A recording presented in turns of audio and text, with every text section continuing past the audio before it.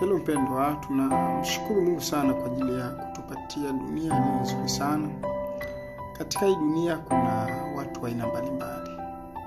Kazi ni kwetu namna gani ambavyo tunaweza tukaishi nao. Nikutie moyo kwa muda mfupi ambao umepata kuishi katika ulimwengu. Wengi wamesema kwamba uwe barua usome vizuri. Lakini nataka nikutie moyo kwamba ishi maisha ya unyenyekevu. Jitahidi sana kufanya mema.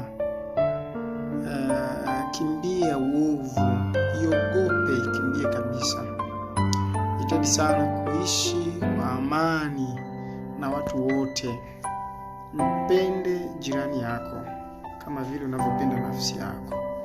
Lakini zaidi ya yote pia mpende Bwana Mungu wako.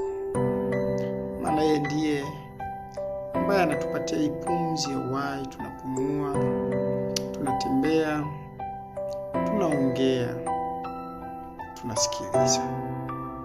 Wakati mwingine tunatumia midomo yetu vibaya kwa ajili ya kusema watu wengine.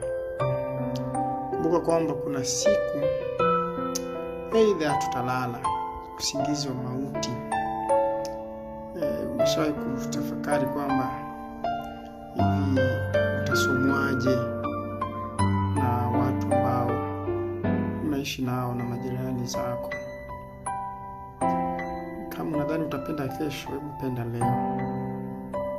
Kama unadhani utatenda wema kesho, hebu itende leo.